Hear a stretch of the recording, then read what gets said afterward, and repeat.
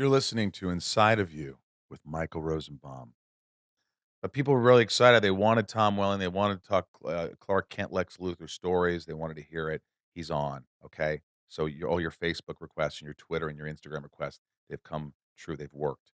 Yeah, so we've been friends for a long time. I really feel like I'm one of the only people you actually liked on that show. I was one of them. One of them. I'm sure you liked a couple. I like most of them. What's funny is you're so fucking humble. I try to get shit out of you sometimes.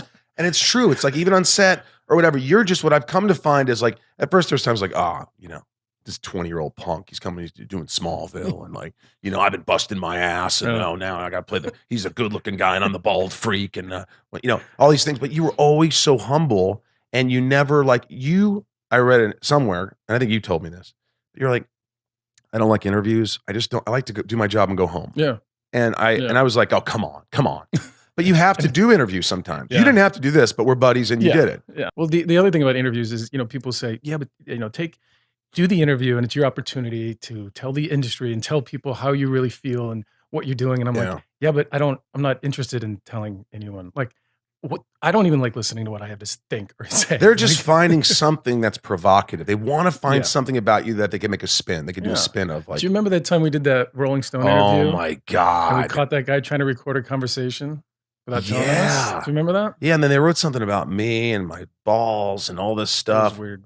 Well, and so anyway, early on, we get that opportunity and that happens. So then I'm like, well, I tried. Well, and then this is what people do. Like, why do interviews? Yeah, this is why I don't. This is why Rolling Stone, you have to do it, Tom. Yeah. WB saying you got to do this interview, and then you're like, listen, fuckers, this is why I don't want to do all these interviews. And I was like, look, I'll take his interviews. Yeah, I don't want to just be page 47 in Sci-Fi Weekly. That's right. I will take the cover of Entertainment Weekly. There were things that happened on that show, and because I had zero experience, I just accepted for reality. And you are driving, or all of us are driving an hour to a location at 4:30 in the morning with one eye open, and you're in every scene.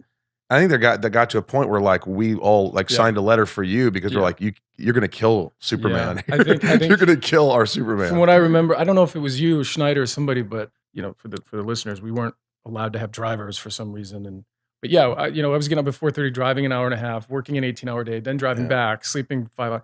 And you guys were like, well, he's going to die. He's going to run into a tree and the show's going to be over. So you guys kind of gave up, you waived your rights to, if one had a driver, everybody had a driver. So then I got a driver. And that was a big difference. It was kind of funny how they got us, to kind of do it with these like alter ego characters that we played. You did as well. I remember the little Zod thing or whatever. Oh, yeah. Oh, yeah. Oh, God, I felt so stupid wearing that suit. You coming Kneel to Zod! And I give like a Hitler thing or whatever. I don't know. We were out at the farm one time and you came down on wires.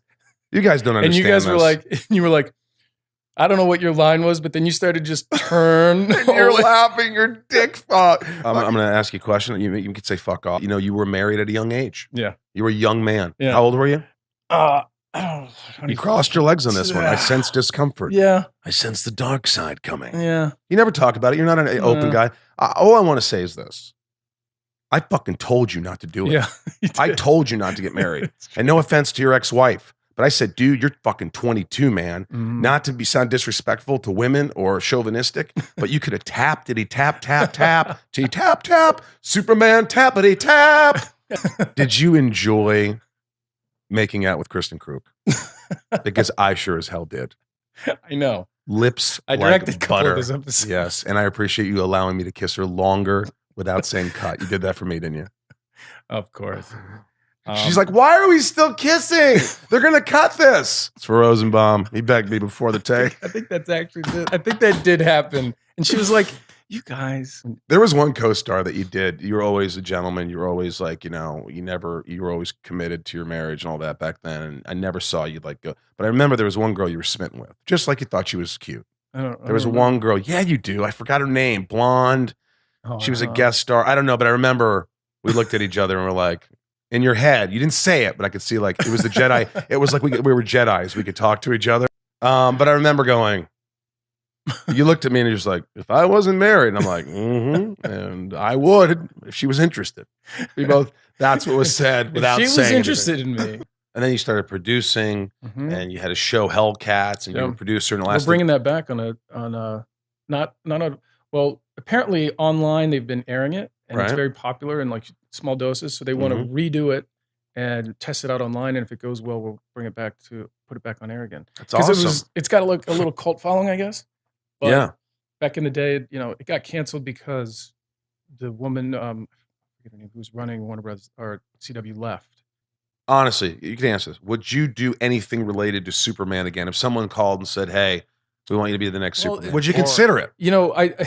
But it's I've been asked to like show up on some of the shows that whether it's the Arrow or the Supergirl and things like that, and that I don't think that's necessary for me. That's what they asked me too, and I say the same thing. It's not because of disrespect. It's like, hey, we gave you 10 years, I gave you 7. It was great. It's just like Superman. Also, there's an ego to it. It's like Supergirl is a show with the lead characters, and I don't want to come in and be like a secondary character. That's not me right now. And it's, it sounds like a dick, but I just don't want to go, hey, Lex Luthor's going to show up for 2 episodes. It just doesn't make sense. No, it doesn't make any sense. And it's a different show. It's a totally different tone. It's what they're doing is great. What we had was special, and I just don't want to mess that up. Right. We did with something else.